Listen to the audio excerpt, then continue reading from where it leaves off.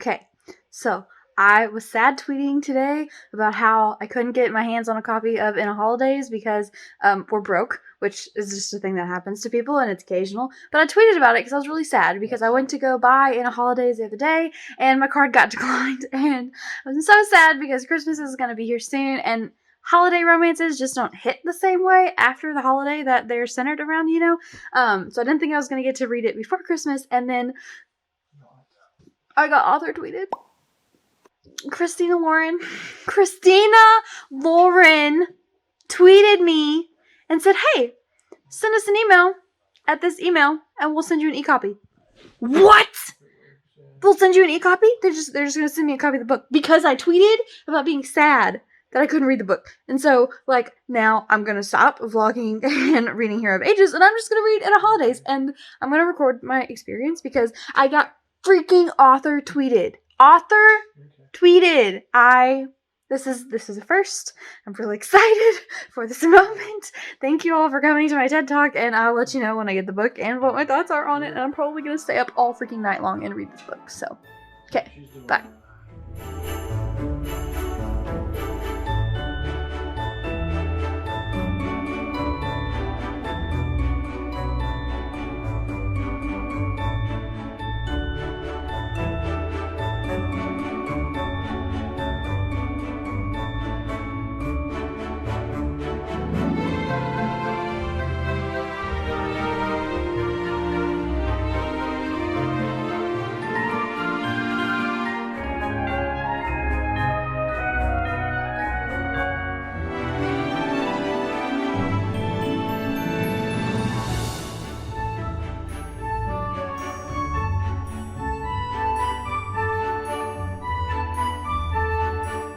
It's here. I just got the email with the ebook, so I'm officially, I put this book down, bye-bye, and now I'm going to spend the rest of the evening reading this book. The book is on my phone, so I will have no b-roll. This will just be my thoughts, and I think I'm gonna love it. I hope I love it. This is my first Christina Lauren. I have heard excellent things from the queen herself, Murphy Napier, and I've been wanting to read books from her lately. I don't read a lot of contemporary romance, but when I do, I typically enjoy myself. Beautifully Bookish Bethany did a quick chit-chat review of this book, and based off of what she said, I think this is going to be my type of romance. I'm not into, like, steamy, spicy stuff. I like a little bit of cute making out in a closet, and then I'm good. So, I think I'm going to love it. I think I'm going to love it. But I don't, just so you know, I don't read a lot of this, typically. I just finished chapter 1 and I have been smiling this entire time. Chapter 1, it starts out, it's awkward, it's cute, it's funny. They throw you right in with just like this intriguing story that you want to get to know.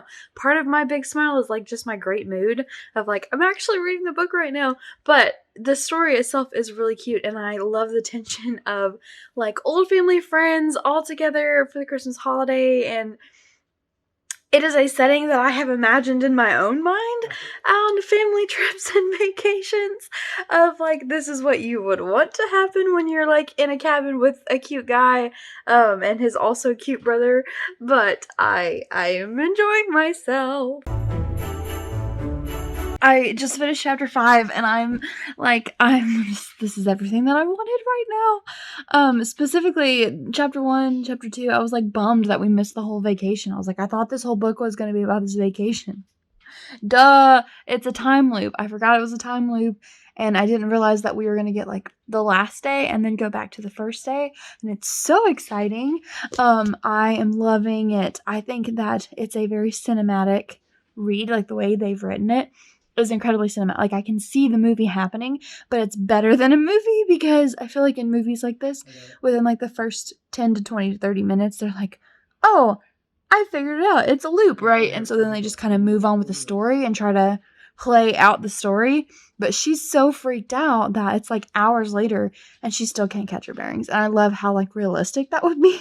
Like if this happened, secondarily, Andrew, oh my gosh, but because she's seen the week already, she's looking at things that she wasn't looking at before, and so she's picking up on things with Andrew, so Andrew likes her too, and I'm really enjoying myself.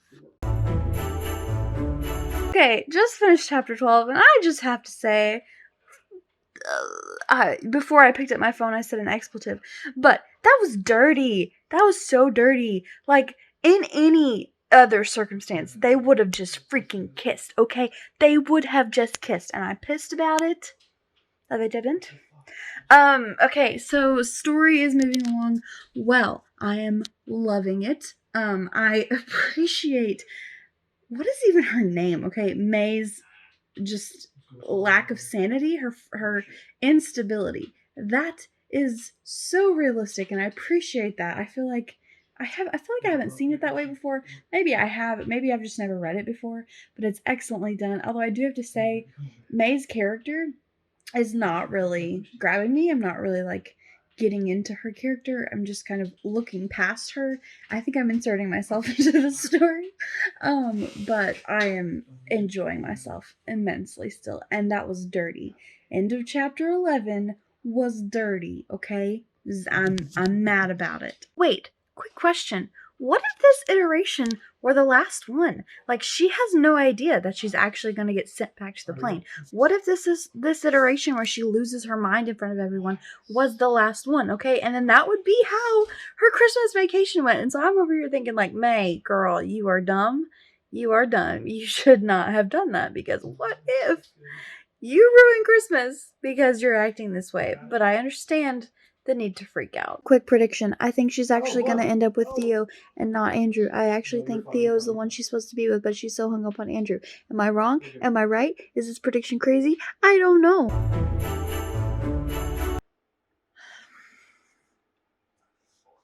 Okay, so I just finished chapter 20, which means I'm a little bit past the halfway mark, and that also means that we have had, like, the main sexual tension of the romantic novel has, like, come to a point, and now we're getting back to, like, the drama and the plot of the story, which is, like, the time loop thing and, like, just family dynamics. So I do have to say, though, that I did the dog scared me. I do have to say, though, that I have teared up a couple of times, not about the sexy stuff, about just the conversation on, like, family and tradition and holidays and, like, turning into an actual adult. I feel like this type of narrative and storyline is a lot more coming of age now for our times than, like, what is traditionally seen as coming of age stories. Like, I really relate to May and what she's going through as, like, a 26-year-old, hanging out with her family over the holidays, trying to figure out how to be an adult and not just a kid anymore, and just the balances of that situation. So I'm really enjoying the story, and I guess I'm curious to see, like, where the rest of the plot goes.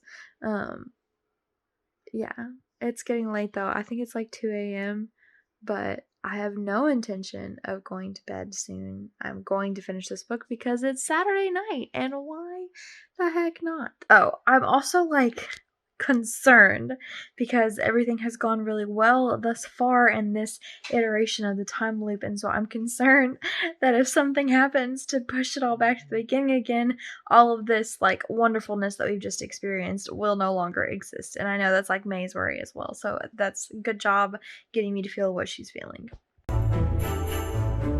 So I had no idea that I was getting close to the end, but then I checked the table of contents and I'm like, I've got 2 chapters left, and so I wanted a quick update before the finale, just what I'm feeling.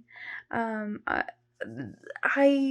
love books like this that take me on, like, an emotional roller coaster, but then sometimes I get really upset about it because I wasn't necessarily prepared to feel all the things that I'm feeling. I think I relate more to May than I thought that I did, at least as far as her fears go and her anxieties and what holds her back. So it's just made this a fun journey, but, like, a lot more personal than I wanted it to be. But it's not a bad thing. My earlier prediction from earlier about who she was going to end up with was completely wrong, because she's about to fix everything. At least that's what they're leading me to believe. And if she doesn't fix everything, I'm going to be mad. I like the message, though, that we're getting here, and it's not necessarily, like, doing things over till you get it right. It's about fixing the things that you do wrong after you do them wrong, because you can't do everything perfectly. So I'm enjoying it. I keep saying that phrase, I'm enjoying it. Clearly, you guys know I'm enjoying it. All right, last 2 chapters, and then I'm going to bed because I'm really tired. Alright guys, I finished. My husband is sleeping next to me, but I wanted to record my thoughts because I will not do it tomorrow because I forget. It was a very satisfying ending. And what you would expect, no like crazy plot twists or anything. I did have 2 issues, just things that I personally didn't like. The epilogue was just like so sugary sweet, like over the top, not necessarily what I enjoy or need out of my romances. It just put a nice little bow on it more than I needed.